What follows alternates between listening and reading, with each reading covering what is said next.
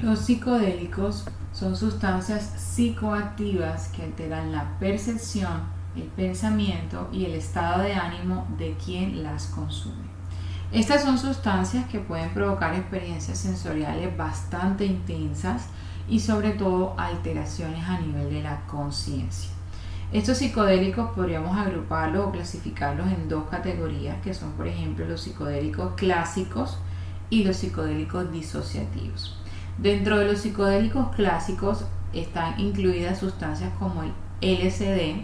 que es el ácido lisérgico, la psilocibina, que está presente en los hongos psilocibios, que es bastante común y bastante utilizado en estos días, la mescalina, que se encuentra en el peyote y el cactus San Pedro, y la dimiltriptamina, que es lo que comúnmente conocemos como la ayahuasca o el yagé.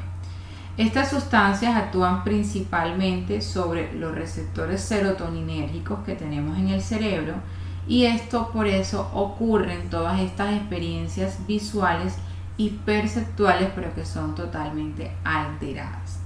Dentro de los psicodélicos disociativos, en este otro grupo, encontramos sustancias como la ketamina, la fenilciclina y la destrometorfato. Estas sustancias principalmente lo que hacen es actuar provocando una alteración en la percepción sensorial y en la conexión entre mente y cuerpo, a menudo provocando sensaciones de desconexión o, como su nombre lo indica, disociación. Aquí es muy importante señalar o recalcar que el uso de los psicodélicos puede tener efectos variados y en algunos casos son totalmente impredecibles. De hecho, las experiencias psicodélicas pueden ir desde estados de euforia y conexión espiritual hasta episodios muy fuertes de ansiedad y de confusión. Es por esto que hay que tener mucho cuidado con el uso de estos medicamentos, porque podrían estar desencadenando síntomas que en algunos casos suelen ser difíciles de resolver. Además, pues hay que tener en cuenta que la percepción y la reacción de estas sustancias va a depender de factores individuales. Por ejemplo, no es lo mismo utilizar una dosis alta, por ejemplo, de un psicodélico clásico a una dosis más pequeña. También hay algunos factores que interfieren, y es que son las características individuales que tenga pues cada persona, el estado de ánimo que esté experimentando la persona en el momento en que está consumiendo los psicodélicos, el entorno donde se desenvuelve y por supuesto la personalidad. En los últimos años ha habido un renovado y un masivo interés en la investigación científica sobre estos efectos también terapéuticos que pueden ser potenciales en algunos psicodélicos, especialmente en el tratamiento de algunos trastornos y enfermedades mentales como la depresión, la ansiedad y el trastorno de estrés postraumático. Sin embargo, el uso recreativo como tal de estos compuestos también plantea unos riesgos inmesurables y unas consecuencias muy negativas para la salud mental y física. Por eso, el uso de este tipo de sustancias debe abordarse con precaución, con responsabilidad, y en caso del padecimiento de salud mental, encontrar un médico psiquiatra que tenga experiencia para poder manejar estas entidades mentales con este tipo de sustancias.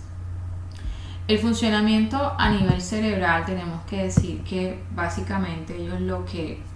se plantea, aún no hay una comprensión total, pero se han planteado pues algunas teorías basadas en toda esta investigación científica. Entonces, por ejemplo, los psicodélicos clásicos como el LSD, la psilocibina, lo que hacen es que actúan principalmente a nivel de los receptores serotoninérgicos, específicamente en los receptores de serotonina que se conocen como 5-HT2A. Entonces, hablando ya un poco más de las teorías que nos plantean las investigaciones, tenemos que hablar pues de lo principal, y es la interacción con los receptores de la serotonina. En el caso de los psicodélicos clásicos, ellos comparten similitudes estructurales con la serotonina,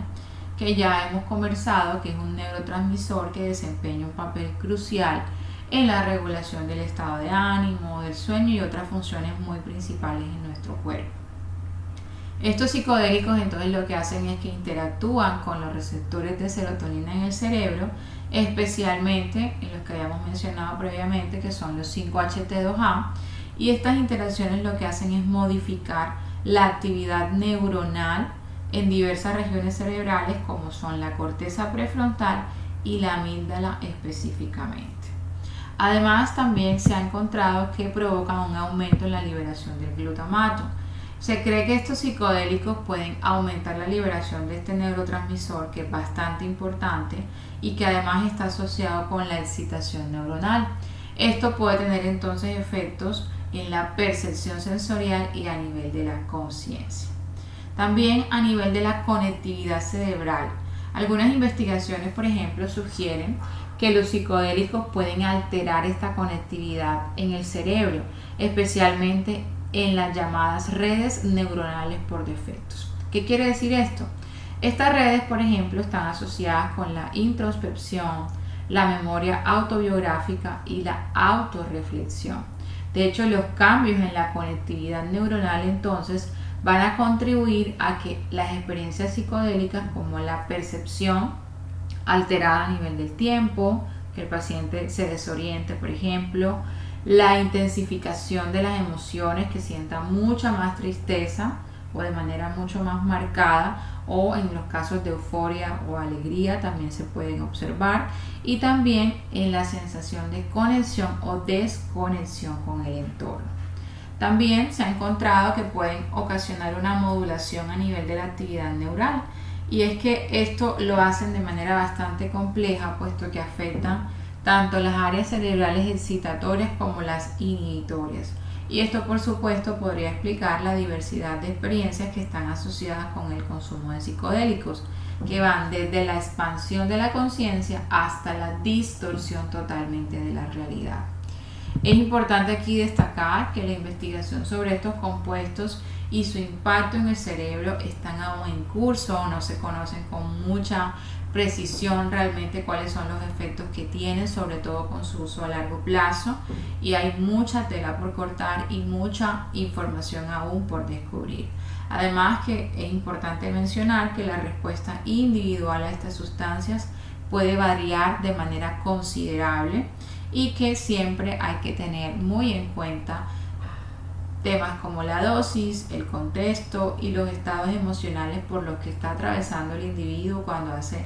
la prescripción o la toma de estos medicamentos, sobre todo porque los efectos aún no se encuentran totalmente clarificados, pero en algunos casos suelen ser detonantes para la aparición de enfermedades de salud mental en caso de que el paciente no las padezca previamente. Es por ello que es bastante delicado el uso recreativo y no se recomienda bajo ninguna circunstancia iniciar el uso de este tipo de sustancias si no hay una prescripción y un seguimiento adecuado por parte de un profesional de salud mental que conozca cómo actúan y que tenga además la experiencia para el manejo de este tipo de sustancias. Si te está pasando que estás teniendo de pronto deseos de iniciar este tipo de consumo, o por el contrario tienes muchas dudas, la recomendación siempre es tratar de evitarlos, tratar de no consumir ningún tipo de sustancias, solo si existe de pronto alguna condición de salud mental y tu psiquiatra, que está capacitado para ello y que además sea un psiquiatra que cuente con la experiencia y el uso de estos medicamentos, podrías tú iniciar un abordaje, siempre empezando con una dosis muy pequeña y con un seguimiento continuo con respecto a la evolución de tus síntomas.